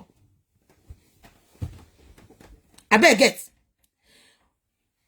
Mohbad ti sọ fún bàbá ẹ̀ lóòótọ́ pé Wùnmí ń dókó kiri Mohbad tí wàá lọ bá bàbá ẹ̀ pé tóun fẹ́fẹ́ nìyẹn bàbá yẹn wá sọ pé mi ìfẹ́ yẹ kó fẹ́ ọmọ yẹn o ṣèbọn ọmọ tó sọ pé ó ń dókó kiri nìyẹn dádì mi ẹ má wọ́rì gbogbo obìnrin tó wà lẹ́kí ló ń dókó abeg get dádì mi ẹ má wọ́rì ẹni tí mo fẹ́ nìyẹn tẹ́ ẹ bá ti bá mi fẹ́ mi ní wá sọ́dọ̀ yín mọ́ ẹ jọ ṣé Mohbad ò lè sọ bẹ́ẹ̀ ẹni tó fún bàbá ẹ̀ lówó oúnjẹ bó tẹ̀ yẹ pé bàbá sọ pé owó tó ń fóun gò rẹ́gúlà ẹ jọ ṣé kò lè ṣẹlẹ̀ mo mọ̀ pé lómi wá sọ pé ebi yẹn máa pa mí kú ni mi nígbà kan mọ̀ mi fẹ́ bí ẹ Mohbad ti wá sọ́dọ̀ bàbá ẹ̀ ó ti ń sunkún lójoojúmọ́ dádì mo nífẹ̀ẹ́ Wùnmí ẹ wá jẹ́ kó lọ tọrọ ẹ̀ mo nífẹ̀ẹ́ ẹ má ṣì mí gbọ́ o ìfẹ́ yẹn náà lè má jẹ́ ìfẹ́ gidi o abẹ́ gbọ́ mi ọmọ yìí ni breadwinner nínú ilé yẹn at the moment bàbá yẹn máa ṣe nǹkan tó fẹ́ ni gbogbo èyí tẹ́ ń comment tẹ́ ń bú bàbá Mohbad yẹn olórí burúkú ni yín àwọn ọ̀yá yín àwọn bàbá yín gan ṣe bá rí ọmọ 18 years old gan ló lọ fẹ́ bàbá 60 wọ́n ní kílé tó ṣe fẹ́ wọ́n ń búyà ẹ̀ pé kílé tó jẹ́ kó fẹ́ oníṣèbọ̀ ọmọ òun rí bí sùn ọmọ òun rí bí gbọ́dẹ̀ mú oúnjẹ wálé fóun abẹ́ gẹ̀ẹ́tẹ̀ ẹ bá mi mute kíní yẹn disturb mi oh shit ẹ bá mi mute ẹ oh my god ẹ bá mi mute ẹ ṣé nǹkan tí mo sọ yẹ yín so kí wá làwọn èèyàn ṣe wá ń blame bàbá Mohbad pé ìgbà tó mọ̀ ẹ́ pé Wùnmí ń dóko kí ló lọ tọrọ ẹ̀ fún bàbá Mohbad kan tó bá fi dídà bàbá Mohbad ni kò ní jẹ́ kọ́mọ ẹ fẹ́ but just because nǹkan tó mọ̀ ẹ fẹ́ ló bá fẹ́ kò dẹ̀ lè sọ pé òun ò fẹ́ because Mohbad ló yìí fi oúnjẹ sórí tébù wọn nǹkan tó lè ṣe náà ló ń ṣe yẹn tó sọ pé kí ìyá Mohbad olórí burúkú kó mú aṣọ Mohbad wá tí yẹn tún lọ fún bàbá ní aṣọ fake àwọn nǹkan tó fẹ́ fi yà wọ́n nìyẹn ìgbà tí ìyá Mohbad máa sọ ó láṣọ fake lòun mú fún bí akárí ìyá Mohbad ti mú aṣọ gidi fún ni wọ́n á ti yà wọ́n bó ti yẹ pé bàbá ò mọ̀ pé Wùnmí tún lọ ìgbà tí Wùnmí fẹ́ Mohbad kò ì lóyún wọ́n jà ó lọ oṣù méjì ló lò kó tó padà wálé àṣọ ti kẹ́ oyún wá sínú ilé yẹn ó lọ bá bàbá Mohbad pé òun wá oyún ẹ wo game tọmọ yẹn play mbẹ ìgbà tó fi jà tó lọ òun àti Mohbad kan date ni wọ́n wá jà ó lọ fún 2 months ibo ló lọ fún 2 months ta ló ní oyún ṣùgbọ́n gbà tó padà dé oyún ò tí ì yọ ó kẹ́ oyún mọ́ bàbá òun ló fi sọ pé 10 months lòun fi 10 months ló pé kóun tó bímọ why 10 months ó bẹ̀ pé tóun bá sáré kà wọ́n sọ pé oyún yìí ò tí ì pé Wùnmí Ọlọ́run á jẹ níyà Mohbad ti sọ pé òní nísìmí ò dẹ̀ ní so gbogbo àwọn tó ń blame bàbá Mohbad pé ó ti rí red flag kí ló yẹ tó jẹ́ kọ́mọ ẹ fẹ́ ṣé ń gbọ́ bàbá Mohbad ò ní ṣe Mohbad ló ń tọ́jú wọn Mohbad ló ń fún wọn lóúnjẹ many of you tẹ́ ń sọ̀rọ̀ iṣẹ́ àníwò kan náà àwọn wèrè tó ń sọ̀rọ̀ ó fowó roko ni ọkọ tó fẹ́ sínú ilé owó ló fi rà á ọkọ yìí ò láṣẹ lórí ẹ̀ òun ló ń pàṣẹ fọ́kọ ká bá wàá sọ ọmọ sí bàbá ẹ̀yin obìnrin gan ṣe tẹ́ bá ti jẹ́ pé ẹ̀yin ni breadwinner nínú ilé ọkọ yìí ò lè sọ̀rọ̀ ẹ bá mú bú ni ẹ máa sìrègùn lé lórí ni ká bá wàá sọ bàbá sọmọ bàbá tó ti jìyà lórí ọmọ ẹ mọ̀ ẹ̀yin àwọn ọmọ tajà ń wò yín náà ṣe gbogbo yín rántí tó bá máa fi convince yín tó ó lè bẹ̀rẹ̀ sí máa sọ fún bàbá yẹn ó lè máa parọ́ nǹkan tí Wùnmí ò ṣe gan ó lè ní kíní kan Wùnmí ló ṣe kíní kan Wùnmí ló ṣe ilé tí mọ́tò tí mo kọ́kọ́ ra Wùnmí ló rà ó máa fẹ́ sọ nǹkan kan láti convince bàbá yẹn láti like Wùnmí ẹ má sọ báyìí ẹ má gbàgbé pé Wùnmí gan sọ pé òun àti bàbá close ṣàmọ nǹkan tí Mohbad ti sọ fún bàbá nípa Wùnmí ni tí bàbá fi fa Wùnmí mọ́ra ẹ má jẹ́ ká máa ṣe báyìí ó lè ṣẹ̀ sọ́dọ̀ yín lọ́la ṣó lórí burúkú ni yín ni tẹ́ ẹ bá tiẹ̀ wá láìkì bàbá yẹn ṣáyé yín fẹ́ bàjẹ́ ni mo máa ń ráwọn kan tó máa sọ pé this father I pray this father will not happen to me ẹ jẹ́ ká gbóríyìn fún bàbá 99% of you people that are talking ẹ mọ̀ bàbá yín ṣọ́ lọ bí orí tán ṣọ́ngí ni bàbá Mohbad dúró ó tún àwọn ọmọ yẹn débi tẹ́rù òtí níbà mélòó ní ẹ̀yin olórí burúkú ọmọ tẹ́ ń kọ́mẹ̀tì tẹ́ ń bú bàbá Mohbad pé ẹ wo Karimo olórí burúkú tó sọ̀rọ̀ ẹ̀ gan ṣèbó agbọ́ nínú ìtàn ayé ẹ̀ pé bàbá ẹ̀ gò dúró ṣe bàbá ìyá ẹ̀ Jùmọ̀kẹ́ ìyá Wùnmí ó tún gbé òbò lọ dóbò mí ni ìwọ náà sọ ń bíbà nǹkan tí mo kà á sí ó sọ olówó àbándọ̀nù yín oníwọ̀n rẹ́ẹ̀pù méjì lọ rẹ́ẹ̀pù ẹ níbi tó àbándọ̀ yín sí tí ò wẹ̀yìn wò Karimo náà sọ bàbá Mohbad dìwọ́ wá ń bú bàbá tó dúró tó tọ́mọ ó di 15 years tí ìyá Mohbad lọ ó dúró tó àwọn ọmọ yẹn wọ́n lọ sí school ó lọ yáwó gbọ́múlélé láńtà ó fi rán ọmọ lọ school ẹ̀yin olórí burúkú kan ẹ wá máa sọ pé I wish this man is not my father àbí kẹ́ máa fi rú bàbá Mohbad kẹ́ máa fi tọrọ wọ́n ní kò sí bó ṣe lè rí kórí má mi kò síbi tó lè kù sí láyé yìí bàbá Mohbad lè di tiẹ̀ lọ́wọ́ ẹ má ṣì mí gbọ́ bọ̀ kó ṣe bí kẹ́ máa sọ pé I wish this father is not my father tí a bá nírú bàbá Mohbad tó pọ̀ láyé ni ẹ̀yin olórí burúkú ọmọ àlè tó bí kiri tó yẹ pé àwọn bàbá yín wọ́n kàn ń kí okóbo òbò kiri ni wọn ò mọ ẹ tó lọ mọ́ àwọn ìyá yín náà ń gbọ́ ọmọ bà fọ́ṣun ẹ̀ ní máa bú bàbá Mohbad ẹ jẹ́ ká kan sára fún bàbá Mohbad ọkùnrin ni ọmọ kókó ó dẹ̀ tọ́ wọn nínú jíjẹ nínú àìríjẹ ọmọ odidi mẹ́ta ẹ wá ń bú bàbá yẹn ibo ni ìyá Mohbad wà obìnrin ló máa ń ṣe nǹkan tí bàbá Mohbad ṣe yẹn ó dẹ̀ tọ́ àwọn ọmọ yẹn wọ́n yanjú oníjọ́ tí ò bá sí owó àwọn máa lọ kan kóló àwọn máa lọ ta kóló jẹun ẹ wá ń bú bàbá Mohbad ẹ sọ pé this father will not happen to me just because ó béèrè díẹ̀ ní ọmọ ẹ̀ just because ó béèrè nǹkan tó pa ọmọ ẹ̀ ṣáyé yín fẹ́ bàjẹ́ ni ṣọmọ yín lè kú kó fò ṣánlẹ̀ kó kú ọkọ tẹmu fún àbí ìyàwó tẹmu fún lódindi ẹ wá sọ pé ẹ ní béèrè lọ́wọ́ ẹ ní ṣe oríire gbogbo ẹ̀yin tẹ́ ń blame bàbá Mohbad ṣé ó lè jí ọmọ yín ṣé ó lè jẹ́ ẹ̀gbọ́n yín ṣé ó lè já àbúrò yín ló kú ọmọ tó wà ill and healthy níjọ́ Saturday Sunday ó dẹ̀ pè yín Monday pó ti kú ẹ jẹ́ ń ṣépè fún bàbá yìí ẹ pé máa pa yín èpè máa pa gbogbo ìrandíran yín from generation to generation èpè máa pa yín ẹ wá sọ pé gbà tí bàbá Mohbad mọ̀ pé Wùnmí ò dá kí ló tó lọ dọ̀bálẹ̀ ṣe fẹ́ gbọ́ tí n bá lọ́rẹ̀ẹ́ kan sí tí mo mọ̀ pé àwọn èèyàn láìkẹ̀ ẹ lọ bẹ̀ àwọn tó mọ̀ mí dáadáa máa sọ fún yín mo máa pọ́n rẹ̀ yẹn lé ni mo máa pọ́n lé lójú gbogbo yín ni bó tẹ̀ jẹ́ pé máa wá sọ fún pé ṣo ti pọ́n ètí ẹ̀sìn yo má bà mí lórúkọ jẹ́ o ṣe nọ́mà o mo máa pọ́n rẹ̀ yẹn lé lójú yín ni kẹ́lẹ̀ láìkẹ̀ nǹkan tí Mohbad ṣe fún bàbá ẹ̀ nìyẹn bàbá ò sí bẹ̀ Mohbad ló mọ̀ wọn wá pé ọmọ tóun fẹ́ nì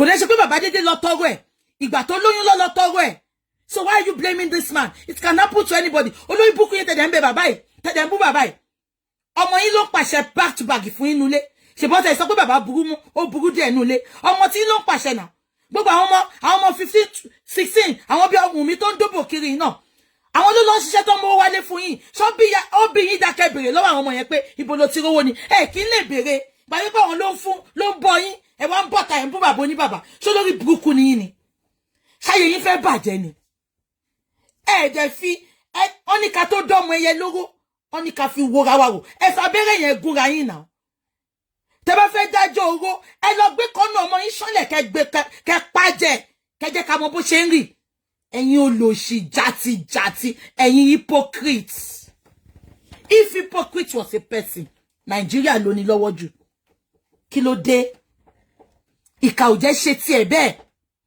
ìyẹn lọ́tún fífẹ́ fi máa fi blackmail bàbá yẹn nǹkan iṣẹ́ tó jẹ́ kóbìnrin ṣe mi mọ bóbìnrin ṣe lè kúrò nínú ilé ẹ̀ láyé yìí kò fi ọmọ mẹ́ta sílẹ̀ ní kókó ní kékeré wíníwíní ó ti ẹ̀wẹ̀ yín wò irú blessing yẹn irú àdúrà irú Mohbad yẹn tí bàbá yẹn ò bá jẹ́ bàbá gidi tó ń tọ́mọ ní dójú àmì àwọn ọmọ yẹn gan lè má dàgbà tó yẹn wọ́n lè ti nǹkan kan lè ti ṣe wọ́n ẹ gbọ́ nǹkan tí bàbá yẹn sọ ni ó tún gbé àwọn ọmọ yẹn gbà tó ń rí lé gbé mọ́ ó tún kó àwọn ọmọ yẹn ó kó wọn lọ sílé àǹtí ẹ̀ kan lọ máa gbé bẹ̀ ó ń fi àwọn ọmọ yẹn ákiri ó lọ ń ṣiṣẹ́ ó ń kan kóló ó ń kan àpótí ó ń ka àpótí ìdámẹ́wàá ó ṣàfẹ́ jẹ́ kí ends meet ó dẹ̀ tiraka mélòó nu olórí burúkú yálà ya ẹ̀yìn ọmọ tẹ́ ẹ̀ bú bàbá yẹn mélòó nu bàbá yín ló rán yín lọ sí private school agbọ́n náà wọ́n sọ pé bàbá yẹn ní private school òun rán àwọn ọmọ òun lọ ó nígbà tí ò sówó mọ́ lọ kúrò ńbẹ̀ bàbá yín wà láyé gan mélòó nu yín ló rán ọmọ ẹ̀ lọ sí private school kàkà káwọn bàbá yín rán yín lọ sí private school ògógógó náà máa fowó mu ayọ̀ ọlọ́pàá náà máa ta ayọ̀ steak and ladder ọ̀sọ̀rọ̀ wọn di free readers association olórí burúkú iṣẹ́ tó rà mọ́ bàbá yín ẹ fi bàbá yín wọ̀n wá kẹ́ tó bá bú bàbá Mohbad ẹ fi bàbá yín wọ̀n wá kẹ́ tó bá bú bàbá Mohbad ẹ̀yin olóṣì tábà máa rí bàbá wọn sì bí àgbẹ̀ ni ẹnu bàbá wọn gbẹ bàbá wọn máa lùyà wọn ni kó tó jẹun lé bó fẹ́ bí bàbá wọn fẹ́ dóbò gan ó máa nà ya pa ni.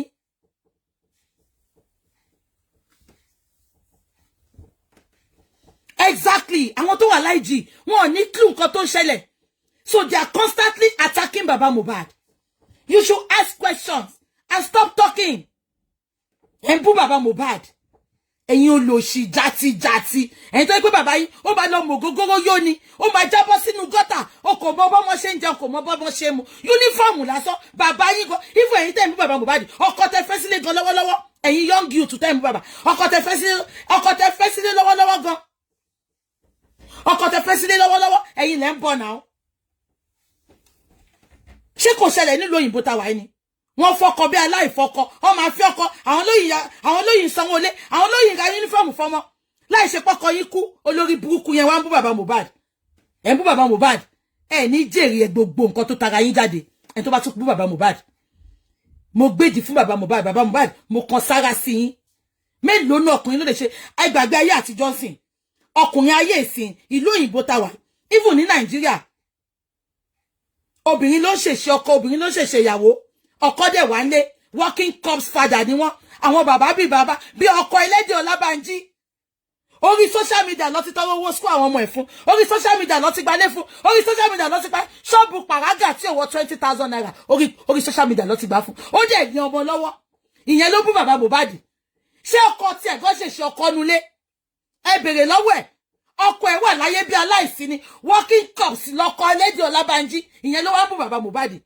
àdìkẹ́ tó bú bàbá Mohbad ẹ fi ìwà àti ṣe ọkọ yín wọ̀n wá nu lẹ́sẹ̀ ẹ̀yin wèrè játijàti ẹlẹ́dẹ̀ Ọlábànjí ṣé ọkọ ẹ tọ́jú ẹ ló wá ń lo jìbìtì lórí social media ó fa àwọn ọ̀bẹ́jì ọ̀ràn gbowó ó fòkú Mohbad gbowó ó fi Liam gbowó ó forúkọ Wùnmí gbowó ó tún wá lọ ní kíyà Mohbad lọ sódì ní ọ̀tà kó lọ máa hàtì fíìmù wá bá mi gbẹ́rù mi ò bàbá bá mi gbẹ́rù mi dórí ẹ lọ hàtì fíìmù bá mi gbẹ́rù mi ò bàbá bá mi gbẹ́rù mi dórí ọlọ́run á bí ẹ ẹlẹ́dẹ̀ Ọlábànjí olórí burúkú olè apá ìdàbí ẹni tó ní elephantiasis olè ẹ̀yin olè ẹ jẹ́ ká pè wọlé ẹ má jẹ́ kí n tún gba gbogbo ẹ̀ lọ mo ń bọ̀ ẹ jẹ́ kí n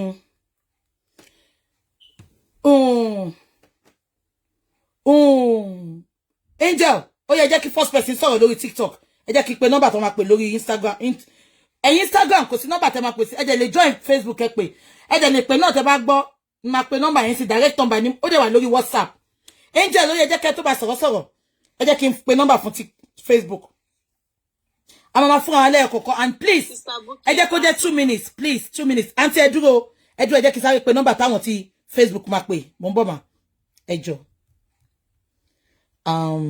ẹ má bínú mo ń bọ̀ Facebook the number to call is 074 269 26313 074 269 26313 Facebook àti Instagram tẹ́ bá fẹ́ pè number to call is 074 269